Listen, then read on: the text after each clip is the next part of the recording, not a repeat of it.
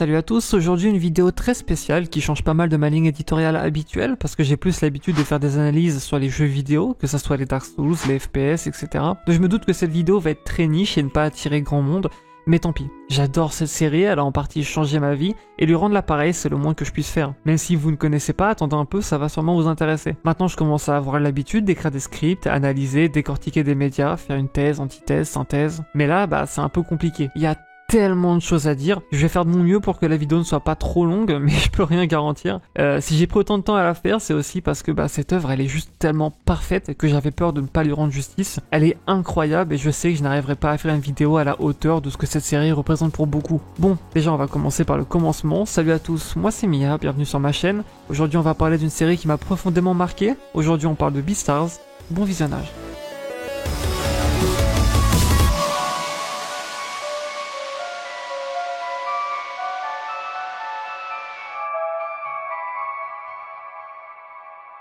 Beastars est un manga japonais écrit et dessiné par Paru Itagaki qui a débuté en 2016. Au total, elle a écrit 22 volumes dont la run s'est arrêtée en octobre 2020 et un an plus tard, en partenariat avec Netflix, sort la série animée Beastars. Pour l'instant, il y a 2 saisons de la série animée qui arrivent donc jusqu'au volume 11 du manga. La saison 3 vient d'être annoncée récemment au moment où j'écris ces lignes et elle sera la saison finale. Pour qu'on soit tous sur la même page, en gros, Beastars, c'est un monde contemporain qui se passe à la même époque que nous, dans un pays qui est bien évidemment le Japon, même si leur manière de vivre et d'interagir entre eux me semble avoir été un peu occidentalisée. Mais la plus grosse différence entre le monde de Beastars et le nôtre, c'est que dans Beastars, il n'y a pas d'humains. Tous les personnages sont des animaux anthropomorphiques, c'est-à-dire qu'ils ont des caractéristiques physiques humaines mélangées à des caractéristiques animales. Bref, c'est totalement des Furies. Mais la grande particularité avec un show comme BoJack Horseman par exemple, où les règles sont ultra arbitraires et ne font pas grand sens parce que les persos furifiés en réalité n'ont aucune contrainte ou besoin propre à leur espèce. Ici, le modernisme et le progrès ont permis aux animaux de vivre tous en société mais n'a pas totalement suppressé leurs instincts primitifs. Et les espèces carnivores luttent intérieurement avec ce besoin viscéral de planter leur croc dans une chair tendre.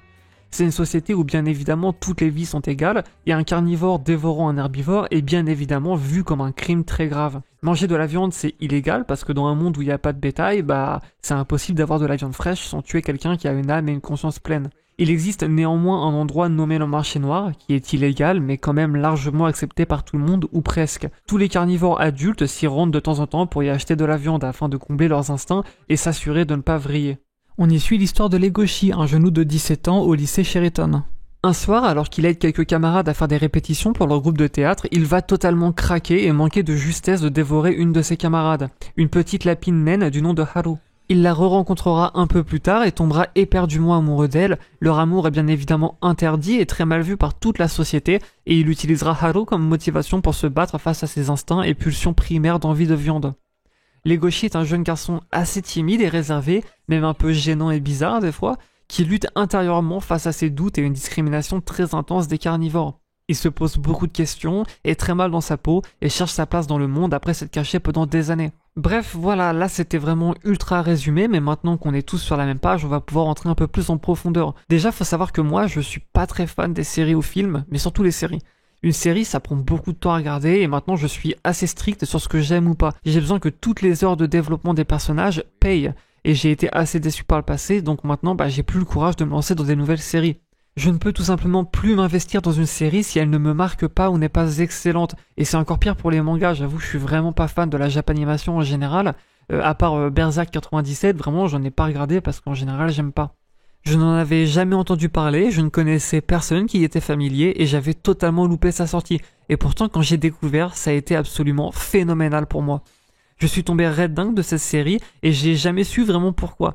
Je l'adore et quand je l'ai découvert, j'ai binge-watch les 2 premières saisons d'une traite en un seul week-end. J'ai regardé la série plusieurs fois en anglais, une fois en japonais et là en ce moment je la regarde en français. Même si j'avoue que là j'ai du mal, mais on va en reparler après. Je me suis aussi acheté les 22 tomes du manga et je suis en train de les lire pendant que j'écris cette vidéo. Alors honnêtement la série est géniale, mais pour le coup c'est vrai que le manga est mieux. Même si c'est dur de s'y mettre au début parce que, on va pas se mentir, Paru au début elle dessinait pas très bien. Mais ça s'améliore grave avec le temps et que de toute façon son écriture, elle par contre elle est géniale depuis le début. Et aussi en fait, le point le plus fort de Beastars pour moi quand je regardais l'anime, ce qui m'a le plus marqué c'est à quel point c'était réaliste. Et pour le coup, le manga l'est encore plus. L'anime a des fois dû être romantisé un peu et évidemment raccourci par rapport au manga qui offre beaucoup plus de contenu. Et ouais, le manga est encore plus sombre, plus dur, plus brut, plus torride, plus réaliste. J'ai toujours dit à tous mes amis que Beastars, ça a beau être des animaux, j'ai jamais vu des personnages aussi humains de toute ma vie.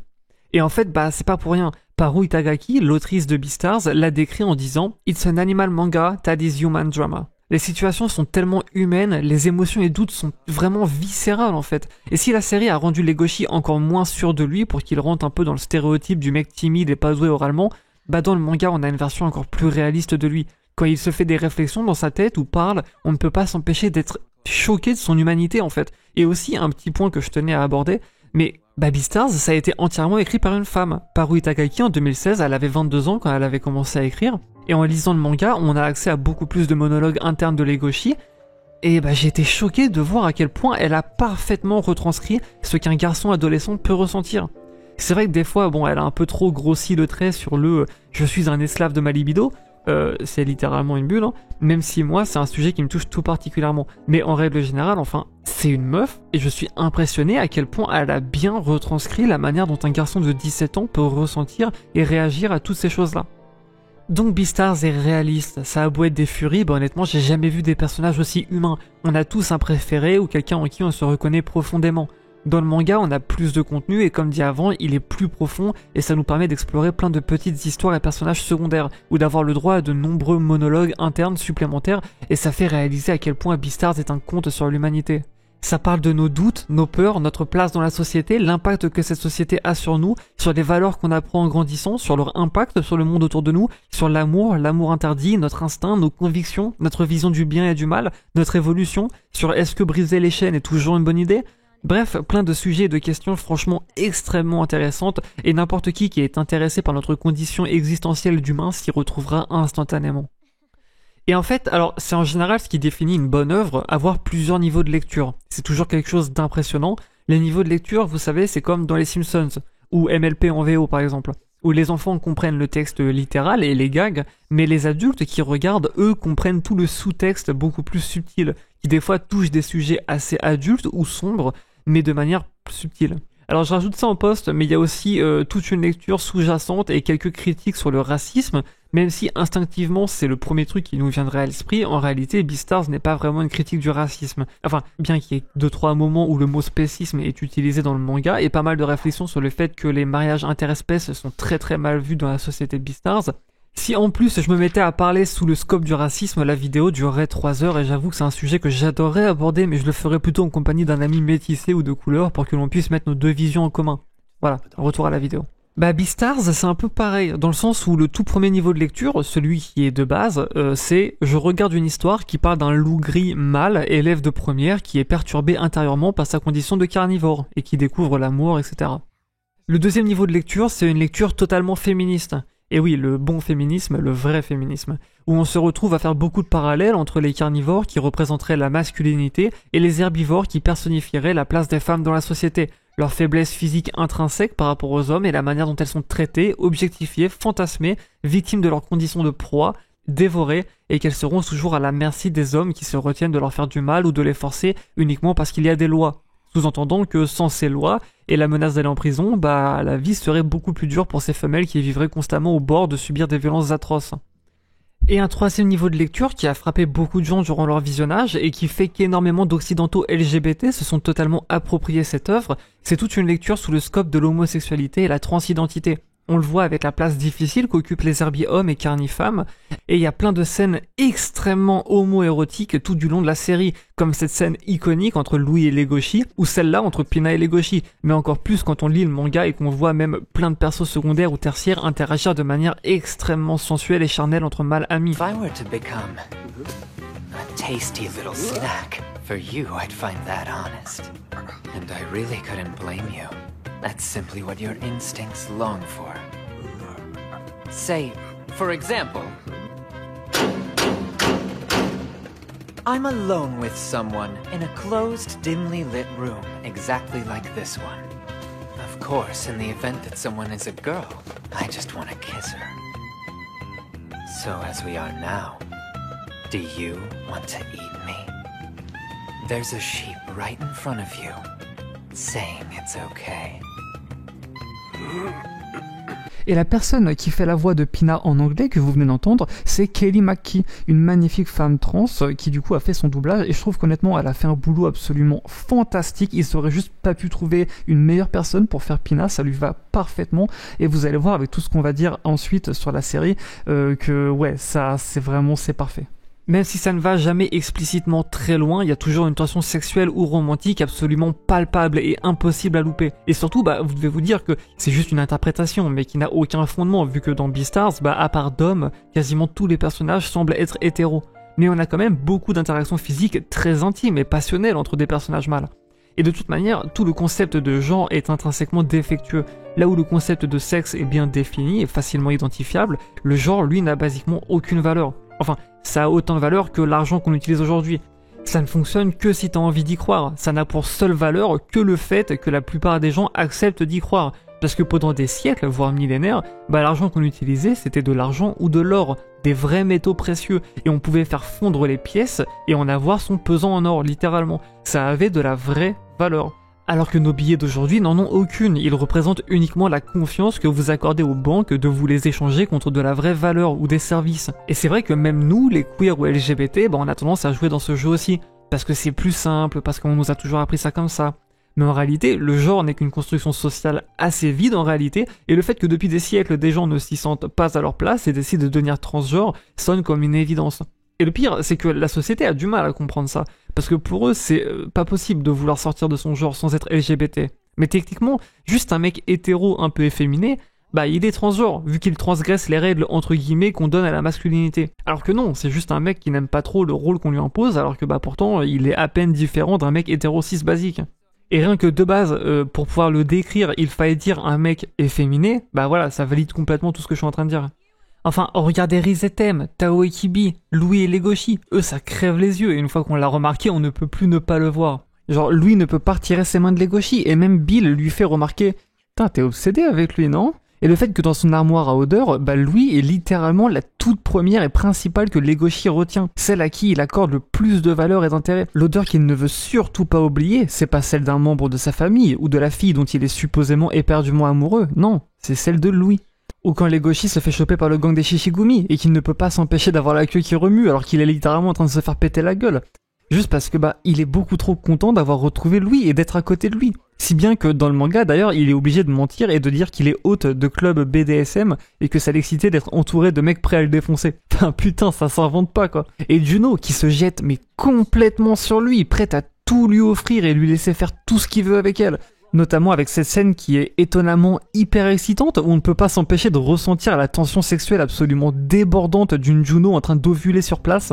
Oh, et puis tant pis, je m'abandonne à toi, Legoshi. Tu peux me faire ce que tu veux. Là, maintenant, tout de suite.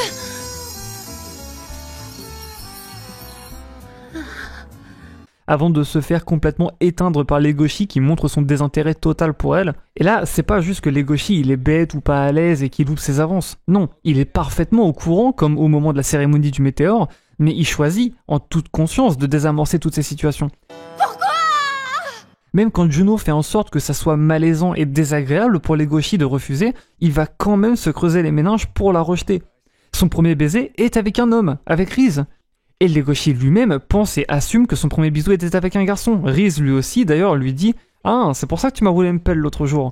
Genre, je veux bien qu'il avait les yeux bandés et qu'il fallait qu'il arrive à identifier le tueur, mais c'était vraiment le seul moyen de lui rouler une énorme pelle bien langoureuse et de lécher toute la surface de sa bouche et de ses dents bien longuement pour pouvoir déterminer de quelle espèce il est. Genre... Et c'est peut-être une coïncidence, mais juste après ça, on a le monologue de Jack où il dit à Legoshi qu'il aimerait qu'il soit normal, comme tout le monde. Il lui demande pourquoi il est devenu comme ça. Tu ne reviendras jamais, pas vrai? Depuis toujours, tu es quelqu'un d'introverti. J'espérais que tu changerais un jour et que tu serais heureux, comme tout le monde. Qu'est-ce qui a bien pu se passer pour que tu en arrives là? J'ai l'impression que plus ta force grandit, plus tu es malheureux dans la vie. C'est trop dur, je supporte plus de te voir comme ça. Et vous allez comprendre dans quelques minutes, mais je peux pas m'empêcher de me dire que c'est une manière détournée de montrer l'homosexualité de Legoshi et que tout le monde le traite un peu comme un monstre à cause de ça.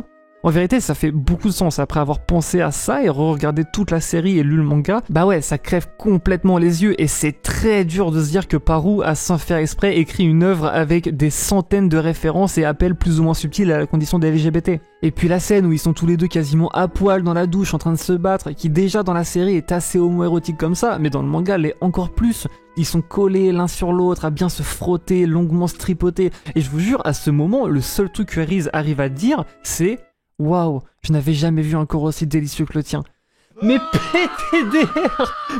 Et on a une scène où Juno voit Haru et la caresse en lui disant qu'elle est vraiment adorable et décide de fuir l'endroit en se disant « Je préfère partir avant que tu ne me tiennes entre tes doigts comme Legoshi et Louis. » Sorry? What is wrong with me? Genre, toute l'histoire entre Gosha et Yaya. Il y a même une scène où une fois que Legoshi quitte l'université, on voit que Jack se met à porter ses vêtements trop grands.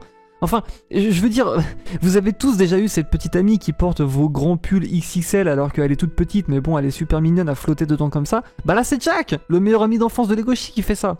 Le moment où Riz se met à agresser Pina et il lui suce littéralement le doigt pour lui faire croire qu'il va le dévorer et que direct après, Pina, le premier truc qui se dit, donc je ne suis pas totalement impossible à aimer en fait. Mais putain, enfin, et même sans ça, genre, il lui suce le doigt. Alors, je sais pas vous, hein, mais moi, les moments où j'ai quelqu'un qui suce mon doigt, ou l'inverse, clairement, c'est pas juste quand je dis bonjour à la boulangerie.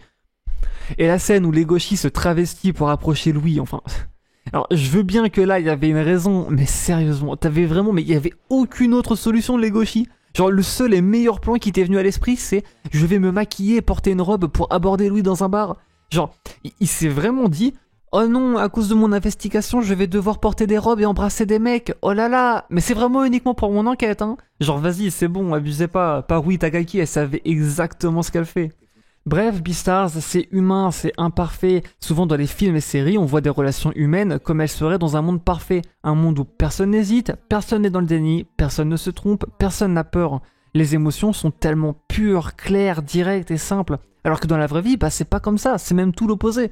Dans la vraie vie, on est des merdes, on hésite, on se méfie, on a peur, on a des regrets, on refuse, on n'arrive pas à oublier notre ex, ou plein d'autres choses qui font que c'est le bordel dans nos émotions et nos relations, et que des choses qui devraient être simples deviennent compliquées et laborieuses, et on se loupe à pas grand chose, et on se passe à côté. Plus je tombe amoureuse de toi, plus je m'inquiète pour Louis.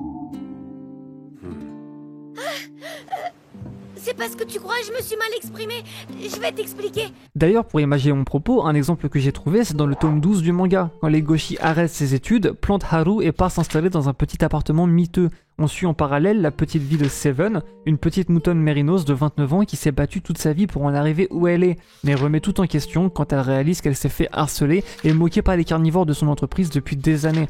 Elle est éprise de doute et d'une douce terreur existentielle que je ne connais que trop. Elle finit même par se retrouver voisine de Legoshi après qu'il se tape avec Riz et finit avec un casier judiciaire pour carnivorisme, ce qui est censé être terrifiant pour elle, mais elle n'arrête pas de se mettre volontairement dans des situations dangereuses pour elle parce que ça l'excite.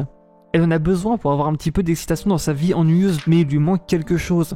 Et à chaque fois qu'on les voit se croiser dans les couloirs et parler, c'est dur, parce qu'on sait que les deux ont tant de choses à se dire, ça crève les yeux, ils gagneraient tellement à se parler, mais juste, ils ne peuvent pas. Tellement de barrières, de peur, de doutes, d'expériences passées, de fierté aussi un peu, qui font qu'ils préfèrent se retenir, ne rien dire et faire comme si de rien n'était. Si bien que cette scène où Legoshi est en pleine crise de manque de viande et qu'elle vient le voir en plein milieu de la nuit et qu'il se sent mieux à avoir quelqu'un à qui pouvoir parler et que elle est heureuse qu'un carnivore lui parle comme une vraie personne, sans pincette, bah c'est vraiment beau en fait. C'est ce qui fait que j'ai des très bons souvenirs de soirées que j'ai pu passer avec des gens IRL à juste être allongé sur mon canapé dans le noir à regarder le plafond et se parler pendant des heures de plein de choses assez profondes et intimes. Un petit détail aussi, mais j'ai remarqué que toutes les scènes où on suit Seven et qu'on la voit interagir avec tous les carnis autour d'elle, subitement les traits des dessins sont beaucoup plus agressifs. Les griffes et crocs acérés des carnis sont très visibles et Paru reflète la peur et les sentiments de Seven qu'elle n'est pas à sa place en nous montrant sa façon de voir le monde. Et en lisant ces parties-là, j'ai vu tous les différents niveaux de lecture clasher les uns contre les autres. La lecture profondément féministe est terriblement convaincante, mais en restant assez subtile. Et même moi, je me suis vraiment senti intimidé et mal à l'aise en fait dans ces situations très inconfortables que Seven ressent. Pour revenir sur elle et Legoshi, le fait qu'ils n'arrivaient pas à se parler, c'est d'une tristesse absolue. Mais c'est juste tellement putain de réaliste. Il y a une phrase que je dis souvent que les gens qui sont faits pour être ensemble, qui sont faits l'un pour l'autre et se compléteraient à la perfection, ils se croisent tous les jours mais ne se rencontrent jamais. Il y a plusieurs raisons à ça. Que ça soit le fait qu'on aime tous une ex qui aime son ex, genre... Je finis solo, vérité. Puis j'en trouve une autre, ok. Qui préfère un autre, ah dommage.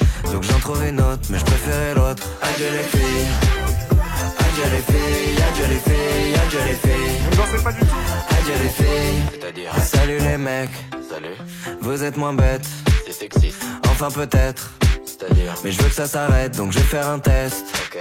Ça a duré juste une seule nuit, ça devait durer toute la vie. Je me voyais bien mettre ses Audi, faire le truc du spaghetti. Ah, dans La Belle et le Clochard. Avec la sauce. Ou le fait que les gens sont trop gênés, ou qu'ils ont trop de fierté, ou qu'ils osent pas, ou juste le fait qu'on préfère se cacher dans une relation de pansement, ou que les doutes, situations ou principes font qu'on se retrouve à esquiver ou saboter des relations parfaites. Tout ça, je pense que j'en parlerai beaucoup plus en détail dans une autre vidéo. J'aimerais beaucoup faire une vidéo genre un peu plus personnelle, où je parle de l'amour en général, du sexe, de nos relations en tant qu'humains. Il y a pas mal de choses qui me font cogiter là-dessus, si ça intéresse du monde, j'aimerais bien faire une petite analyse ou exposé vidéo. Mais bref, tout ça pour dire que Beastars, bah ça ne peut pas être plus humain que ça. J'ajoute ça en post, mais si c'est la première vidéo que vous voyez de moi et que vous aimez ce type d'analyse ou la manière dont je parle, n'hésitez pas à faire un tour sur ma chaîne, même si vous n'êtes pas trop fan de jeux vidéo, j'ai fait en sorte que ça reste assez intéressant pour tout le monde. J'ai notamment une vidéo qui s'appelle Comment Dark Souls sauve des vies, qui était ma première analyse, donc elle est un petit peu moins quali qu'aujourd'hui, mais honnêtement c'est de loin ma vidéo préférée parce qu'elle touche à plein de sujets vraiment passionnants. Voilà, désolé, je fais ma pub, mais si ça vous plaît, pensez à liker, vous abonner, c'est la meilleure manière de me soutenir et ça fait très plaisir, c'est très motivant. Merci. Alors attention, spoiler pour la saison 3, ou pour après le tome 11, mais voir Juno embrasser Louis, c'était tellement naturel. Genre, je vais en reparler après sur ce que représentent les Herbie, les carnis, les garçons, les filles, etc. Mais pour commencer, déjà, ce concept, il montre le malaise que nous, humains, on ressent avec le concept de genre.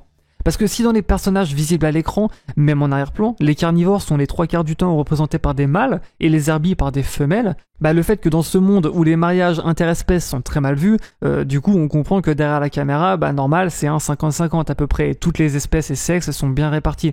Mais Parou, elle a quand même fait ça exprès. Et d'ailleurs, pour prouver mon point, au moment où Legoshi décide de réunir tous les carnivores du club de théâtre pour essayer de déduire qui était le tueur de thème, je suis sûr qu'aucun d'entre vous n'a remarqué qu'une certaine guéparde n'était pas présente.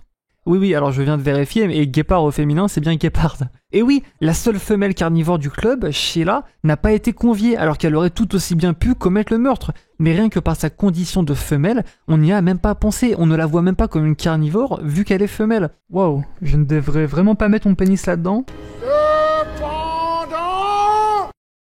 Et ça se confirme avec le malaise profond que ressentent les carnivores femelles et les herbivores mâles. En tant que mâles, les herbivores ont toujours cette haine et jalousie des carnivores parce que la nature les a fait plus forts et que peu importe ce qu'ils font, ils seront toujours plus faibles. Louis en particulier en souffre beaucoup. Tout le début du manga, c'est Louis qui déteste Legoshi parce qu'il n'assume pas toute la force et puissance qu'il a. Il se sent insulté qu'un être aussi naturellement fort se cache et fasse semblant d'être faible et innocent pour se fondre dans la masse. Il voit ça comme de la pitié et ça peut un peu se comprendre. Et au même moment, on a les femelles carnivores qui ont une force et capacité de combat bien développées et ne sont pas vues comme elles aimeraient. À part la scène où Louis dit à Legoshi d'assumer sa force, bah ça culmine dans cette scène où Juno met un gros coup de pression à Louis. Alors, j'en reviens après, mais à part le fait qu'encore une fois, quand elle menace de le dévorer, les deux trouvent ça sexy, et Juno elle-même confirme en disant qu'elle ne veut que de Legoshi, qu'en effet, il y a bien un lien sexuel et intime à dévorer quelqu'un. Bah, on a cette scène absolument lunaire où une femelle louve colle à terre sans la moindre difficulté un cerf mâle, et le maîtrise. Louis lui-même dit dans sa tête qu'il ne peut pas résister ou se débattre, et qu'elle est juste beaucoup plus forte que lui. Et elle, bah, elle est dotée de crocs et de griffes et de force, son corps est littéralement une arme, alors que lui, bah, il n'a rien de tout ça. Voilà, ça c'est un peu la lecture basique. La lecture féministe, elle revient avec le fait que la plupart des carnis vus à l'écran sont des mâles. Donc on se dit que les hommes sont représentés par ces bêtes affamées de sang qui sont constamment victimes de leurs pulsions et instincts primaires, tandis que les femmes sont personnifiées par ces petits êtres beaucoup plus doux et réfléchis qui eux ne sont pas à la merci de leurs pulsions. Et encore une fois, je le rappelle, mais ça c'est pas du tout une interprétation ou quoi, hein, c'est vraiment l'autrice, elle a pris grand soin de nous faire comprendre que cette envie de viande et de sang, ce besoin primaire, il est littéralement une représentation de la libido. C'est le plaisir charnel représenté dans sa forme la plus pure.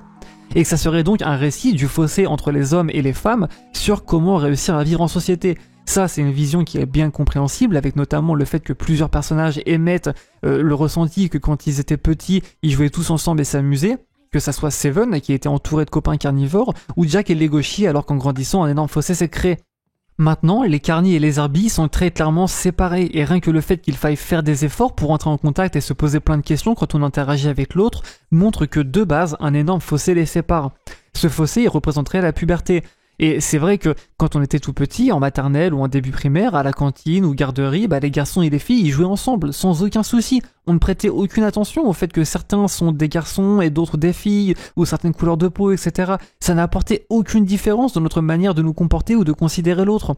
Et puis au collège, il y a eu une énorme cassure qui s'opère, et elle perdure jusqu'au lycée, où là, tout de suite, les deux prennent conscience de leur corps et de leur soi-disant rôle dans la société. Et une fois dans la vie adulte, c'est là qu'on se retrouve.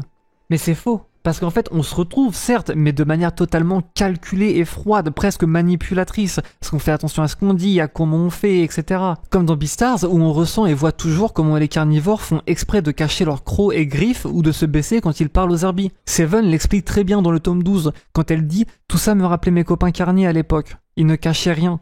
Ils nous abordaient naturellement, même s'ils étaient un peu bourrins. » Alors qu'une fois adultes, ils dissimulent leurs attributs de carnivores et se changent en créatures mystérieuses bien plus effrayantes.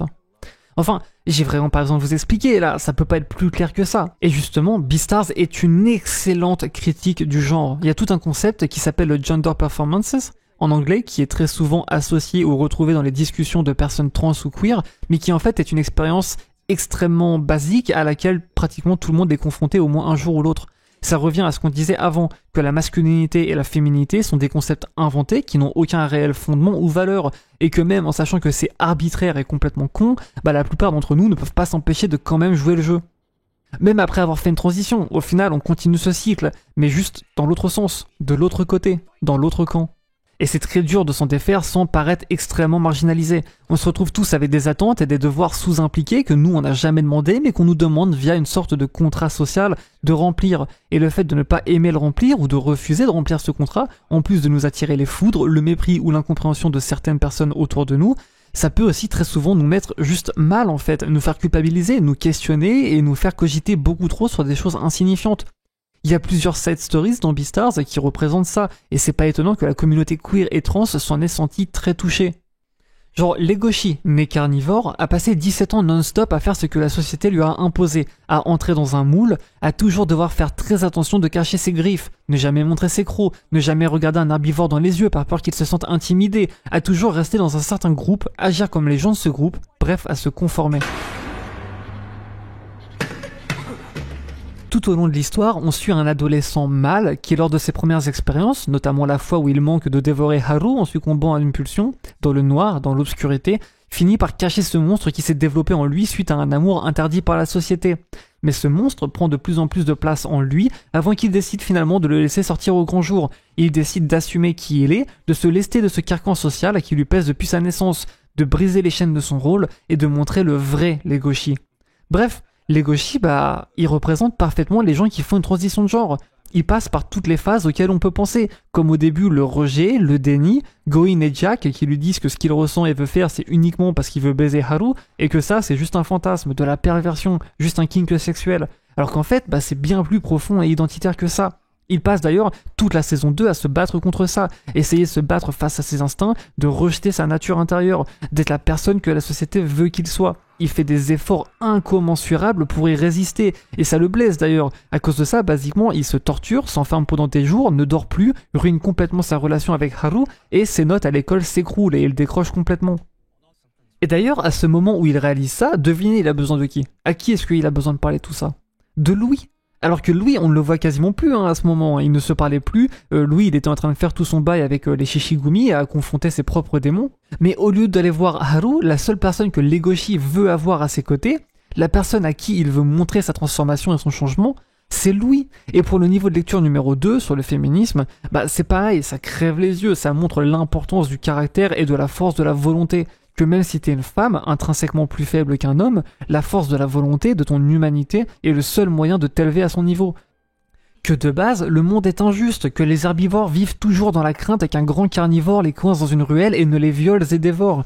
De toujours être à un pétage de plomb de la mort, qu'elles doivent toujours faire attention. On l'entend pour la première fois quand Haru dit à Legoshi qu'il ne se rend pas compte. Il ne peut pas savoir ce que c'est de toujours être au bord de la mort, de toujours vivre dans la crainte, de toujours être une proie. Et c'est là tout le dilemme de Louis et Juno qui est vue comme une monstre parce que c'est une femelle, mais le fait que ça soit une louve forte et donc pas une petite proie féminine à la merci des mâles, le fait qu'elle soit indépendante et puisse se défendre seule, et bah ça lui vaut des années de moquerie et de harcèlement. Pour revenir sur la troisième lecture, on le voit rien que dans la manière dont les gens voient l'homosexualité ou la transidentité en vrai. Même si de plus en plus ça se perd, on ressent toujours énormément cet a priori que quand t'es gay, bah c'est juste de la perversion, que tant que tu restes le top, le dominant, bon bah voilà, juste t'as un kink un peu chelou mais ça va, tu restes un bon gars entre guillemets, et au pire bah juste t'auras le droit à quelques moqueries de la part de tes collègues de travail et quelques mauvais regards, mais c'est tout. Par contre, si t'es bottom, si t'es soumis, enfin passif au lit, là par contre c'est tout de suite beaucoup plus mal vu. T'es vu comme faible et perverti, et si t'es trans, bah alors là c'est le tiercé quinté plus, hein, et c'est encore bien pire, et t'as constamment des regards sur toi et remarques dans ton dos ou dans ta face. It's me, Legoshi. But you knew that. It's not a very good disguise. Et il y a aussi toute cette vision que si t'es soumis au lit, bah t'es une pédale. C'est pas parce que t'es soumis au lit que t'es une pédale ou faible en fait. Genre, il y a plein de mecs bottom au lit mais qui peuvent t'éclater ta race en deux baffes si tu les fais chier dans la rue. Il suffit d'aller à la Pride pour les voir. Hein. Bref, tout ça j'en parlerai bien plus en détail dans une autre vidéo que je compte faire. J'avoue j'en ai marre de voir la débilité des débats sur la masculinité toxique. Le fait que personne ne parle du vrai problème de la masculinité, que personne ne parle de la féminité toxique, du fait qu'il n'y a aucune solidarité féminine mais qu'il y a un peu de solidarité masculine, même si ça se perd de nos jours, de comment ça évolue et de pourquoi tout le monde est trop aveuglé par leurs yeux pleins de merde et la politique pour voir ce débat pour ce qu'il est réellement et en discuter intelligemment. Puis voilà, il y a plein de mecs efféminés qui sont hétéros et des gays qui ne sont pas du tout efféminés. Donc la description faite par Paru elle-même de Legoshi, qui dit qu'il est large et puissant mais parle de manière efféminée, et que lui a un côté un peu féminin, malgré qu'il fait tout pour ne pas l'avoir, bah c'est pas en eux-mêmes des preuves en fait. Mais ça renforce à quel point le genre ne nous aide pas du tout dans cette discussion, et ça nous attribue juste des rôles arbitraires, et que les respecter ou non, c'est pas du tout des signes de notre orientation sexuelle ou identité. Bon, et puis alors évidemment, voilà, il y a plein de thèmes que la série aborde, comme la mortalité, la famille, vraiment, mais que des trucs ultra passionnants qui m'ont marqué et m'ont beaucoup fait réfléchir. Ça aborde plein de doutes et de questions existentielles qu'on se pose tous au moins une fois dans notre vie, et c'est vrai que voilà, il y a plein d'exemples de la série qui, comme je disais avant, est un peu romantisée et aseptisée, comme par exemple toute la scène avec Cosmo, parce que si dans la série c'est sa collègue qui lui met un gros coup de pression pour essayer de lui faire quitter le boulot, bah dans le manga c'est beaucoup plus dark en fait, parce que dans le manga Cosmo elle est obligée de se prostituer pour arrondir ses fins de mois, sauf qu'un soir alors qu'elle offre ses services, et bah ça dégénère, elle se fait agresser, elle passe de justesse voilà à côté de la mort, et c'est vrai c'est des scènes qui sont dures à voir. Le manga n'a pas peur de montrer des choses dures, même un peu l'animé, hein, avec quelques scènes d'abus qui sont assez difficiles pour moi à regarder, malgré qu'on voit pas grand chose en réalité. Mais c'est jamais gratuit, voilà, c'est jamais de la violence ou de la sexualité ou de la nudité gratuite, et c'est ça que j'ai beaucoup apprécié. Il y a toujours vraiment un message derrière, il y a toujours vraiment une piste de réflexion, il y a toujours vraiment une critique, et ça c'est vraiment bien. Pouvoir utiliser toutes ces choses-là avec de la signification et du sens, et bah c'est compliqué, c'est pas donné à tout le monde. Moi je pourrais jamais écrire une histoire aussi bien et qui voilà ne tombe pas dans la violence graphique gratuite. Et certes c'est peut-être pas la série absolument parfaite, il y a forcément des petites choses qu'on peut lui reprocher, mais honnêtement elles sont tellement minimes, et puis enfin ouais, moi cette série elle m'a énormément marqué. Quand je dis qu'elle a changé ma vie, c'est pour de vrai, c'est pas putaclic, j'exagère pas, je suis pas en train de sucer la série, c'est pour de vrai, vraiment ça a eu beaucoup d'impact, ça m'a beaucoup fait cogiter. Quand je l'ai vu, vraiment j'arrêtais pas d'y penser pendant des semaines après quoi. C'est pour ça que je l'ai re-binge-watch, je l'ai re-regardé, j'ai acheté tous les mangas d'une traite. Enfin vraiment, ouais, c'est génial. Après, il se peut que vous n'alliez pas aimer en fait, hein, c'est possible, ça se trouve juste, voilà, les sujets abordés ne vont pas vraiment connecter avec vous, ou juste c'est des choses dont vous vous foutez un petit peu, ou peut-être que vous, juste c'est pas votre genre, les dramas, vous préférez peut-être d'autres styles, plus action ou science-fiction, ou je sais pas, c'est pas le souci. Mais en tout cas, voilà, moi j'ai exposé un peu tout ce que je pensais de cette série, et j'espère que voilà, vous savez, si ça peut convaincre 2 ou 3 personnes d'aller la regarder, franchement, et ben c'est plutôt cool. Bref, Beastars, il faut le voir avec une lentille analogique, pas de manière littérale. C'est pas un monde fictif qui a des problèmes littéraux, c'est des personnages fictifs qui ont des problèmes humains et parfaitement réels. Alors je me dois de caler ça là parce que je suis sûr que certains d'entre vous bouillonnent devant votre écran, il y a bien évidemment toute une lecture sur le spécisme, sur la discrimination interespèces, et si on ne le voit pas beaucoup dans l'animé, le manga nous montre à plusieurs reprises à quel point les relations et mariages interespèces c'est juste un délire de jeunesse idéaliste, mais dès qu'on arrive à l'âge adulte, on est censé se caser avec un congénère de notre espèce, et pas d'une autre. Mais comme dit au début, voilà, je vais pas me lancer dans cette lecture, mais sachez qu'elle est là et que si vous avez remarqué des exemples ou des choses intéressantes à ce sujet, n'hésitez pas à contribuer dans les commentaires.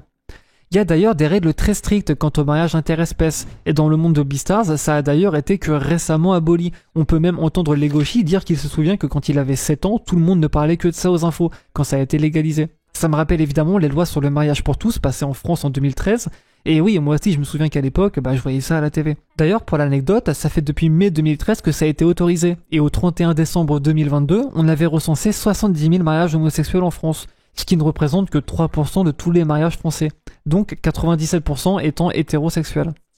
Voilà, c'est juste une petite stat intéressante.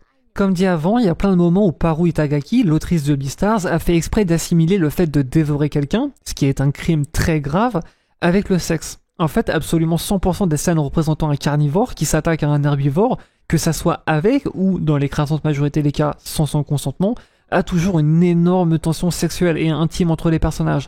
Que ça soit Haru lorsque Legoshi lui saute dessus au tout début, Cosmo et son long monologue interne lorsqu'elle se fait agresser, Haru quand elle est kidnappée par les Shishigumi, et basiquement tous les autres exemples auxquels vous pouvez penser. I'm sorry. Legoshi, it's... My body is moving. It wants to go inside your mouth. Beastars est considéré par beaucoup comme une œuvre psychosexuelle, et je trouve cette dénomination très intéressante. C'est encore plus vrai pour le manga d'ailleurs, parce que si les 2 premières saisons de Beastars voient Legoshi au lycée et devoir surmonter ses pulsions, besoins et envies et attentes, le tome 12 et après, donc ce qui sera la saison 3 quand elle sortira, voit Legoshi quitter l'école, entrer dans la vie active, avoir un travail, apprendre à s'intégrer en société, apprendre à faire son deuil, à renouer les liens avec sa famille. On en apprend d'ailleurs bien plus sur son histoire familiale et c'est passionnant, c'est vraiment ma partie préférée du manga, parce que, encore une fois, c'est tellement réel et bien fait. Aussi, pour revenir à ce qu'on disait avant, il y a beaucoup de gens qui assimilent le fait que Legoshi s'est autant battu pour rentrer dans les clous et rejeter toutes ses envies et pulsions, parce que il se disait que c'est mal, que c'est juste de la perversion ou un délire de jeunesse, et que ça représenterait son homophobie refoulée. Alors, moi je trouve le mot un peu fort, mais IRL, ouais, ça arrive beaucoup, c'est pas du tout rare, c'est un phénomène qu'on observe très souvent. Quand on grandit comme lui dans un environnement très fermé et pas inclusif du tout, où chaque individu qui sort un tant soit peu des normes est instantanément fiché et exclu et est victime de discrimination, et c'est pas étonnant qu'au début il rejette autant son identité avant d'enfin apprendre à l'embrasser et la laisser ressortir. La vision du sexe qu'a Beastars est très particulière et elle met vraiment le doigt sur quelque chose. Il y a notamment une page en particulier du volume 11 quand Legoshi confronte Riz dans le combat final et que ce dernier dit « Riz, tu as choisi de devenir un monstre quand tu as dévoré Thème. Et maintenant, qu'est-ce que tu ressens pour lui? Tu te rappelles uniquement de son goût, hein ?» Je voulais être son ami, rien de plus. Et j'y pense encore après tout ce temps. C'est bien plus douloureux que tout ce que tu peux ressentir pour lui, parce que moi, j'ai espéré en vain. Nous sommes 2 bêtes sauvages qui ont goûté à la viande, obnubilées par leurs proies respectives. S'il y a un dieu, est-ce qu'il rit de ce combat? Et ouais, offrir son corps à quelqu'un, ça fait mal quand il n'y a pas une vraie relation qui se forme derrière. Je suis pas la seule à avoir vécu ça fait quasiment 5 ans que j'arrive pas à me mettre en couple basiquement, et que je me retrouve constamment à être balancé de plan cul en plan cul.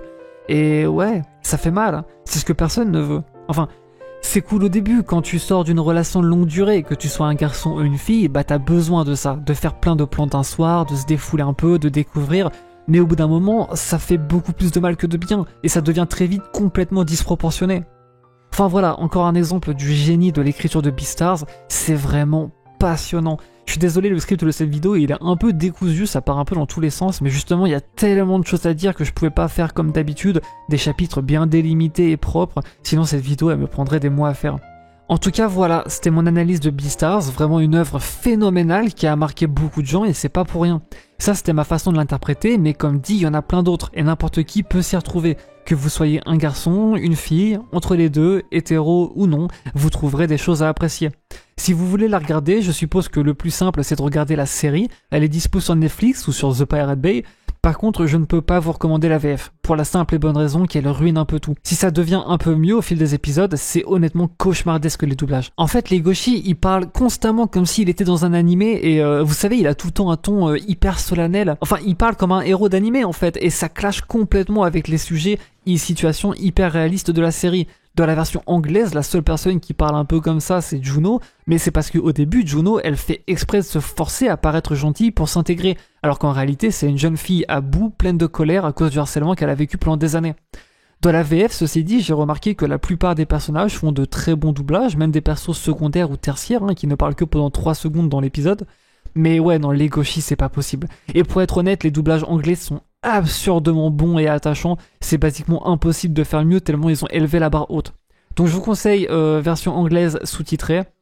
À vrai dire, si tout le côté psychologique existentiel vous intéresse, bah c'est surtout le manga qui est intéressant parce qu'on voit beaucoup plus et il y a beaucoup plus d'aspects. Si vous faites comme moi, vous allez à Cultura, vous payez 150€, vous avez littéralement la collection entière du début à la toute fin, les 22 tomes. C'est honnêtement le mieux. Même si j'avoue qu'il m'a fallu du temps pour m'y mettre, là où la série est super propre et bien quali, vraiment la production value est incroyable, bah au début, Paru, elle dessinait pas très bien, et les persos avaient vraiment une sale tronche, et le style graphique un peu particulier me repoussait.